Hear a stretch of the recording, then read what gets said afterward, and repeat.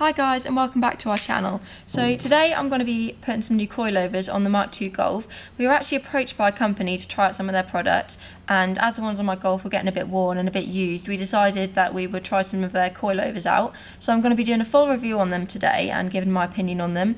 I hope you enjoy this video, and don't forget to like and subscribe.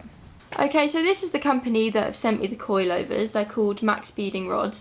So I've never actually used this company or any of their products before, so it was nice of them to send some out to us to try. These are the coilovers that they sent me. They're for Mk2 and Mk3 Golf. They don't just do coilovers, they do turbos, air ride, con rods, crankshafts, a wide variety of stuff for lots of makes and models of cars. We've also been given a discount code, so if you go to the link in our description box below, that will take you straight to their website where you can use the 8% off code. All you've got to do is put in the word Usher and you'll get your discount. So yeah, go and take a look at their website and check them out and see what they do. So the coilovers I've got on the car at the minute, I believe they are Joms. I actually brought these off someone I know, and they're starting to get a bit old and noisy and used. I only really got them just to try them out and see if I like them on the car. But I thought it's about time to buy some new coilovers, and then Maxpeedingrods actually got in touch with us to see if we wanted to try some of their products out. And now I've got some coilovers to try out. I'm now going to get unboxing them and see what they look like.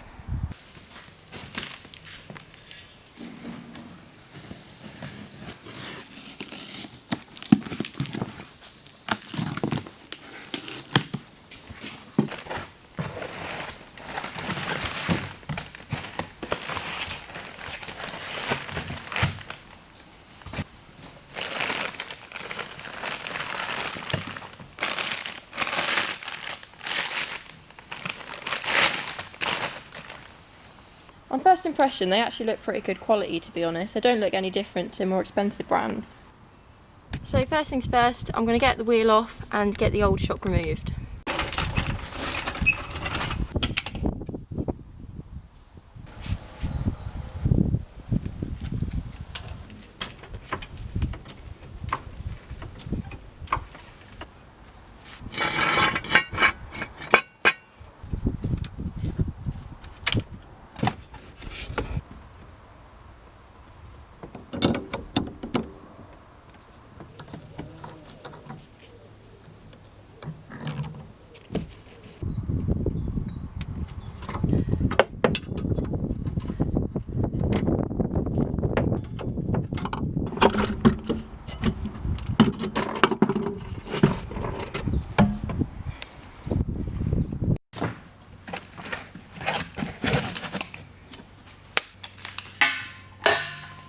So what I've done is I've measured from the bottom of the spring to the centre of the hole, and that's given me 277 millimetres.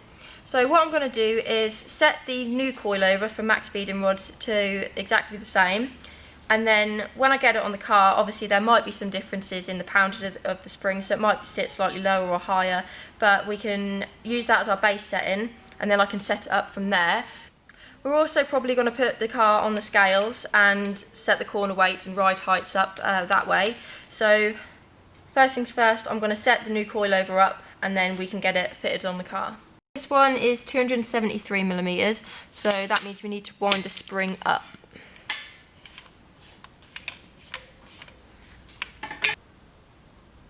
.277. Right, so we can now lock this into place. So we just encountered a little bit of a problem. This is actually the new one from Maxpeedingrods. We put all the rubbers on and there wasn't actually enough thread to get a nut on, so we just measured it and there's actually 7mm difference between the new one and the old one. So we've just took the old one and put on the new coilover, and we can now get a nut on fully, so we'll be going with that. But yeah, so that's just a bit too long, but we've sorted it now so we can get these on the car and fitted up.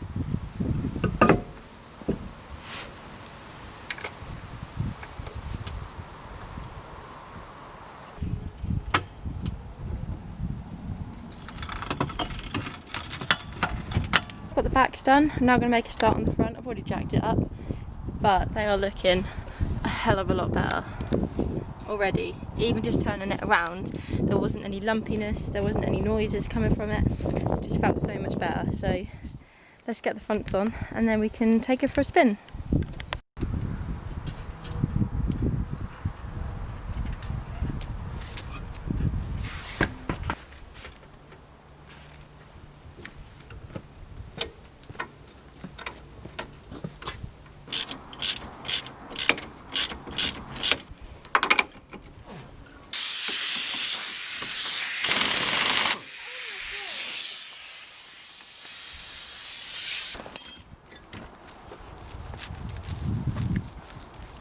Now I've got the old one off and the top mount off the old one. They're held on by one of these stupid special Volkswagen nuts. So we can now put the old top mount on the new coilover.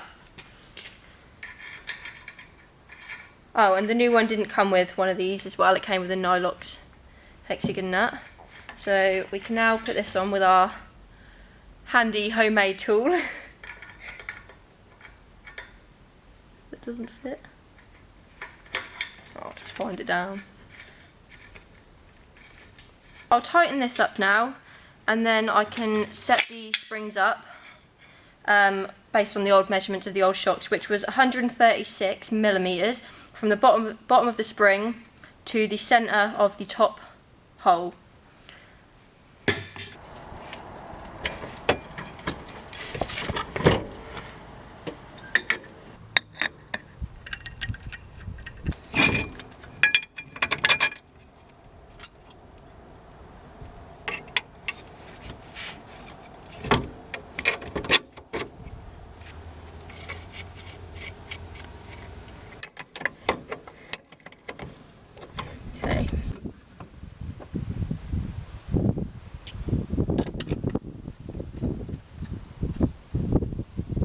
So I've been driving around on the coilovers now for about a week.